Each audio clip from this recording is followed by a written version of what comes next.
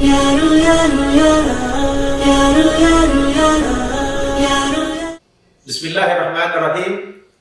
Assalamualaikum warahmatullahi wabarakatuh.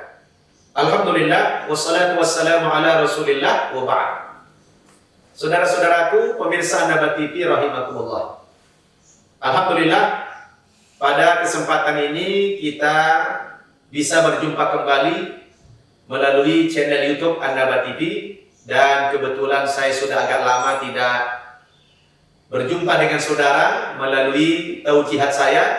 Alhamdulillah pada kesempatan ini saya ada waktu untuk sharing ilmu, sharing pengalaman, dan sharing wawasan kepada kita semuanya. Dan sebelumnya saya doakan mudah-mudahan antum semua selalu dalam keadaan sehat walafiat serta terhindar dari bahaya COVID yang berbahaya ini. Amin ya rabbal alamin. Saudara-saudaraku yang saya cintai karena Allah Subhanahu wa taala, belakangan ini banyak saudara-saudara kita dari kalangan non-muslim yang mengkritisi dan menyoroti kiprah dakwah saya, terutama dakwah saya di daerah pedalaman, khususnya di Indonesia bagian timur. Ada yang mengatakan, wah, Ustadz Nababan telah melakukan gerakan-gerakan Islamisasi di daerah non-muslim. Nah, ini perlu saya luruskan saudara-saudara. Ya, saya tidak pernah melakukan yang namanya gerakan-gerakan Islamisasi seperti itu. Yang saya lakukan itu hanyalah dakwah biasa saja. Dakwah itu artinya mengajak, menyeru manusia ya untuk beriman kepada Allah Subhanahu wa taala. Dan itu merupakan perintah agama dalam agama Islam. Dan ternyata kalau kita baca juga kitab suci agama lain, perintah untuk mengajak manusia kepada agamanya itu bukan hanya ada di dalam Al-Qur'an. Ya. Saya sebagai mantan Nasrani juga saya akan jelaskan kepada antum. Di dalam Alkitab, di dalam Bible juga ada ayat yang memerintahkan kepada setiap pribadi orang Kristen untuk mengajak orang lain ya supaya masuk ke dalam agamanya. Sebagaimana yang tertera di dalam Injil Matius pasal 28 ayat 19. Pergilah kamu ke segenap penjuru dunia, jadikanlah semua bangsa menjadi muridku dan baptislah mereka dalam nama Bapa, Anak, dan Roh Kudus. Demikian juga ada tertera di dalam Injil Markus pasal 16 ayat 19. Pergilah kamu ke segenap penjuru dunia, beritakanlah Injil kepada segala makhluk. Nah, ini adalah perintah tertulis di dalam kitab suci mereka bahwa setiap umat Nasrani itu wajib menyebarluaskan agamanya kepada orang yang belum seagama dengan dia. Nah, kalau kita pelajari sejarah dan juga kitab-kitab suci agama lain, memang kita tahu dari sekian banyak agama di dunia ini, saya ulangi, dari sekian banyak agama di dunia ini, yang merupakan agama misi itu hanya dua saja. Agama misi cuma dua saja, yaitu agama Islam dan agama Kristen. Apa sih yang dimaksud dengan agama misi? Agama misi itu artinya begini, bahwa seorang penganut agama sebagaimana yang diyakini agamanya, dia wajib mengajak orang lain untuk masuk ke dalam agamanya. Karena dia yakin agama yang benar adalah agamanya. Nah, saya pikir ini adalah wajar bahwa setiap umat yang beragama itu berkeyakinan hanya agamanya lah yang benar, yang lain tidak benar. Karena kita tidak boleh memiliki keyakinan yang ganda. Orang Islam mengatakan orang di luar Islam itu tidak benar. Orang Kristen mengatakan di luar itu juga tidak benar. Itu adalah sesuatu yang biasa-biasa saja, wajar-wajar saja. Nah, karena ciri agama itu mengajarkan kasih sayang, tentu kita dalam rangka mewujudkan rasa simpati, rasa kasih sayang kita kepada orang lain yang kita anggap orang lain itu belum benar atau sesat, maka kita wajib menolong, wajib mengajak orang itu kepada kebenaran. Nah, inilah yang dilakukan oleh orang Islam, orang Nasrani, karena ini merupakan agama misi. Nah, yang terpenting di dalam menyebarluaskan agama sesuai dengan keyakinan kita tadi, karena itu merupakan perintah agama. Kalau dalam agama Islam tentu ada norma-norma, ada rambu-rambu yang tidak boleh ditabrak. Di antaranya apa? Ketika kita berdakwah kepada orang lain, orang non-muslim, kita tidak boleh membujuk-bujuk orang masuk agama Islam. Apalagi sampai mengintimidasi orang itu. Haram hukumnya. Karena Allah katakan dalam Al-Quran, La ikraha fiddin, qad tabayyana rusdu minal ghayy. Tidak ada paksaan dalam beragama, karena sudah nyata perbedaan mana agama yang benar, mana agama yang salah. Jadi ini adalah rambu-rambu yang kami tidak boleh tabrak. Tetapi soal seseorang berdakwah kepada orang lain, itu perintah agama, kewajiban. Sebagaimana saudara juga melakukan hal yang sama. Yang terpenting tadi, di lapangan kita tidak boleh mengiming-imingi orang pindah agama, ikut agama kita dengan cara materi, dengan menakut-nakuti, mengintimidasi orang, itu tidak boleh. Nah, Islam tegas dalam hal ini. Allah katakan dalam Al-Quran, wa qulil haqqu min rabbikum faman syaa'a falyu'min wa man syaa'a falyakfur. Katakan ya Muhammad, kebenaran itu datang dari Tuhanmu. Maka barang siapa yang hendak beriman, silakan dia beriman, tidak dipaksa. Dan barang siapa yang mau kafir, silakan dia kafir, juga tidak dipaksa. Allah itu memberikan kemerdekaan, memberikan kebebasan. Tetapi kita sebagai umat Islam tentu wajib mengajak orang kepada Islam. Caranya yang tadi, tidak menakut-nakuti. Dan ada metodologi dakwah dalam agama Islam sebagai aturan lain. Di dalam surat An-Nahl ayat 125 kata Allah, Ud'u ila sabili rabbika bil hikmah wal mau'izatil hasanah wajadilhum billati hi ahsan. Ajaklah manusia itu ke jalan Tuhanmu. Ajaklah manusia itu kepada Islam ini, kepada Allah Subhanahu wa taala. Dengan cara apa Anda mengajak orang kepada Islam? Nah, ada tata caranya. Yang pertama kata Allah, bil hikmah. Ya, bil hikmah. Apa itu bil hikmah? Kata orang-orang di kampung itu dengan kebijaksanaan, kearifan. Tetapi kalau menurut ahli ilmu, bahwa bil hikmah artinya bil Quran was sunnah. Dengan petunjuk Al-Quran dan Sunnah, dengan hujah-hujah yang nyata, dengan dalil, dengan referensi. Nah tentu kalau kita bicara dakwah sudah main hujah begini, sudah harus ada segmentasi. Kepada siapa kita berdakwah model begini? Tentu kepada orang-orang yang berilmu, orang yang berpendidikan, ya, orang yang sekolah, orang yang paham, bukan orang-orang yang awam. Jadi orang yang berpendidikan itu kita perlu pakai ya dengan hujah, dengan dalil begitu, sehingga kita dianggap bil hikmah. Yang kedua Pak, wal mau'izatil hasanah. Dengan cara apa kita berdakwah? Dengan mau'izah, dengan memberikan contoh-contoh, ya, dengan dakwah yang konkret, dengan perilaku yang nyata. Ya, hal ini tentu bagi orang-orang yang awam nih, orang-orang yang awam dakwah seperti diperlukan sekali. Orang awam itu apa? Memerlukan contoh, memerlukan qudwah. Bagaimana mungkin kita mengajak orang kepada agama kita kalau kita bukan menjadi contoh? Nah, biasanya orang-orang yang awam itu, saudara, tidak banyak melihat aspek ilmu. Ya, dia tidak butuh konsep. Yang dia butuh apa? Kalau kamu mengatakan agamamu itu benar, maka perilakumu harus benar. Karena dia hanya bisa melihat orang dari mana? Dari perilaku, dari sikap. Gitu kan? Maka ini namanya dakwah bil hal, dakwah dengan contoh-contoh yang nyata. Jadi kalau kamu mengatakan sebagai agama pengasih, agama penyayang, kalau kamu lihat saudaramu orang non-muslim kelaparan, ya tolong dia bantu. Nah ketika Anda bantu orang yang kelaparan ini, dia melihat, oh ini adalah contoh kebenaran. Dia tidak lihat ilmunya, dia tidak lihat konsep, tapi yang kita apa? Perilakumu peduli kepada orang yang miskin. Oh berarti agama ini agama yang kasih sayang.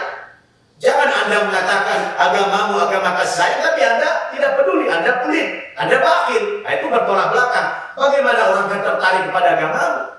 Makanya dalam metode yang kedua, wal mau'izatil hasanah, memberikan contoh-contoh perilaku, bukti yang nyata di masyarakat. Nah ini tentu segmen dakwanya kepada orang-orang yang awam ini. Kemudian ada cara yang ketiga, wajadilhum billati ahsan, dengan cara mujadalah, dengan cara dialog, bila perlu dengan cara debat. Nah, ini tentu kepada siapa kita berdakwah yang model begini? Kepada orang-orang yang suka membangkang, orang yang suka cari-cari kesalahan, cari-cari kelemahan agama. Nah, ini perlu kita ajak dengan dialog, diskusi, bila perlu dengan debat sekaligus. Tapi jangan melakukan dengan debat-debat kusir. Tapi debat dengan ilmu pengetahuan, dengan konsep, insya Allah. Maka cara dakwah yang semacam ini yang dibutuhkan dan insya Allah akan berhasil, ya. Dan perlu saudara ketahui, ini yang saya lakukan selama ini.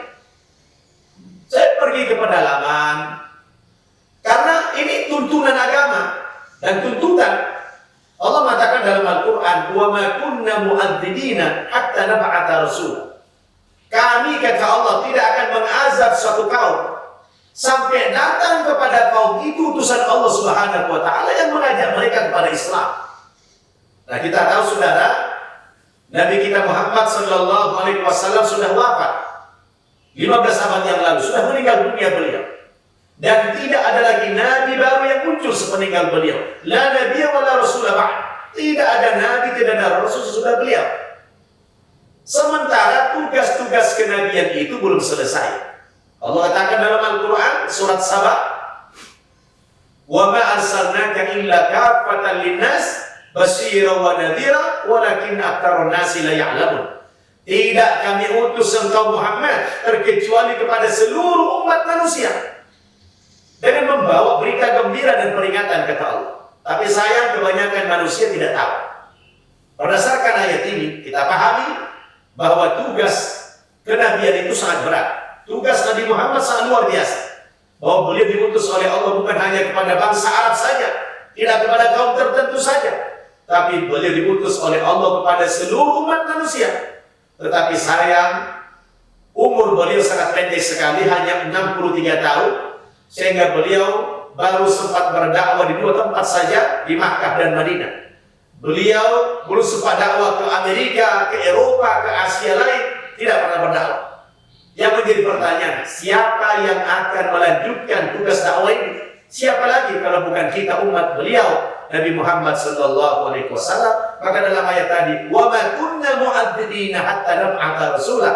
Kami tidak akan mengazab suatu kaum sampai datang kepada mereka utusan kami, kata Allah. Utusan kami siapa sepeninggal Nabi? Adalah para al-ulama.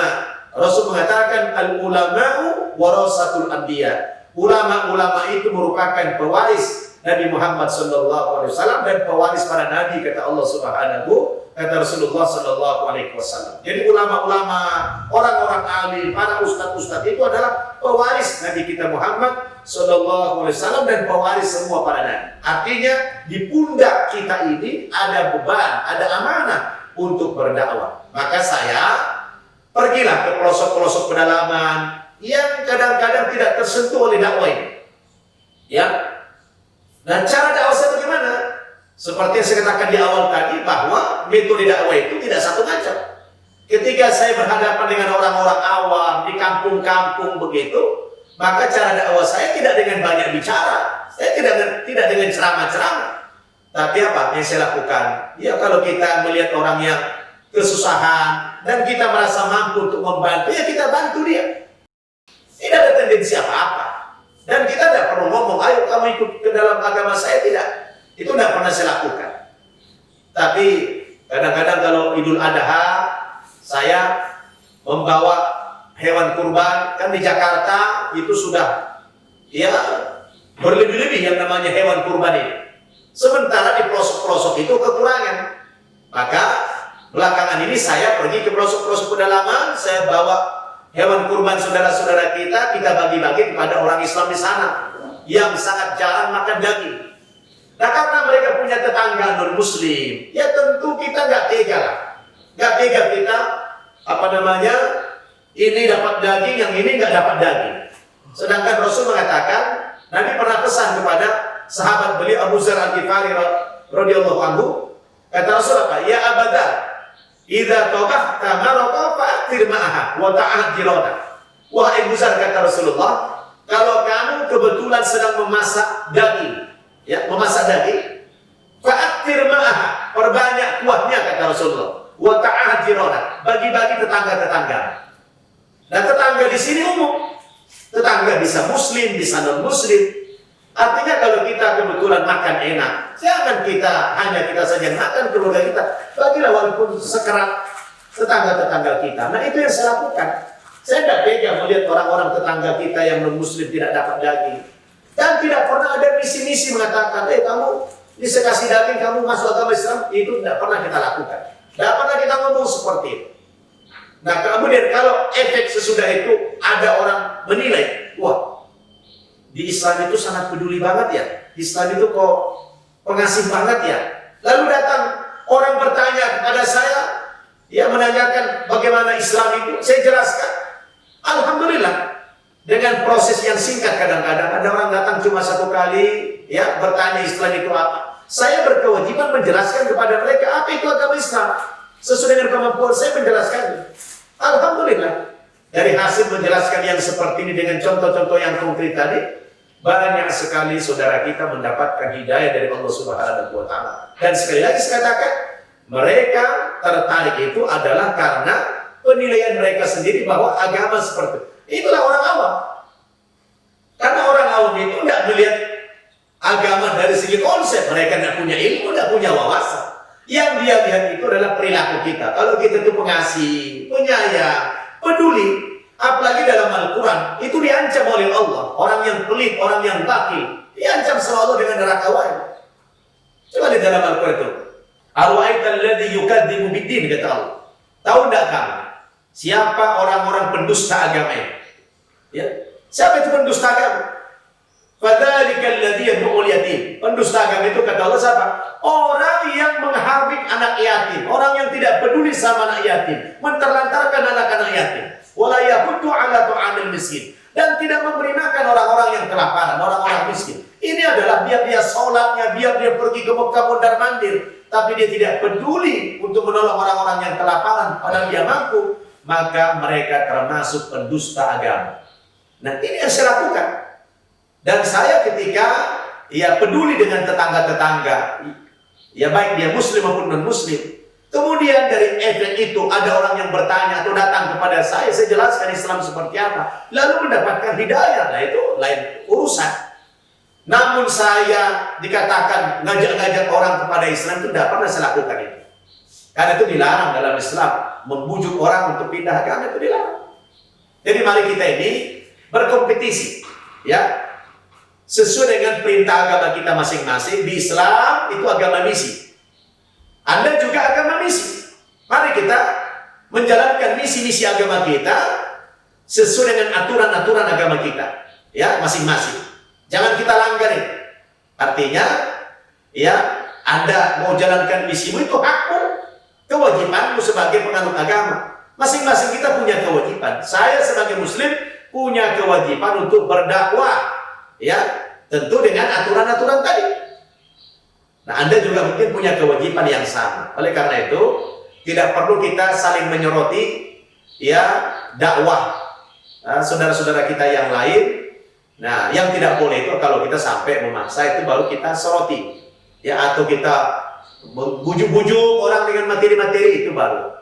Tapi yang saya lakukan selama ini, alhamdulillah, panggilan agama saya bahwa siapa yang akan menyampaikan Islam kepada orang-orang yang tinggal di pegunungan, yang tinggal di pantai-pantai, di pelosok pedalaman saya harus datang ke sana menjelaskan, ini Islam agama yang benar. Saya jelaskan begitu. Tapi bukan berarti dengan dengan iming-iming itu, enggak.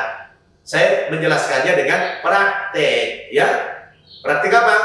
Saya enggak tega melihat orang-orang yang kelaparan itu. Dan saya mampu untuk menolong mereka, ya kita bantu. Ya, inilah saudara-saudaraku yang ingin saya sampaikan pada kesempatan ini terkait dengan sorotan-sorotan yang menyoroti tentang perjalanan dakwah saya di pelosok-pelosok pedalaman. Dan sekali lagi saya tegaskan, itu adalah tuntutan agama kita masing-masing, bahwa kita merasa agama kita yang benar, maka kita tidak boleh egois. Kita peduli kepada orang-orang yang belum benar menurut keyakinan kita, lalu kita ajak mereka ke dalam agama dengan cara-cara yang dibenarkan oleh agama kita masing-masing. Mudah-mudahan ya penjelasan saya yang singkat ini bermanfaat kepada kita semua. Wallahu muwaffiq ila aqwamit thoriq. Wassalamualaikum warahmatullahi wabarakatuh. Ya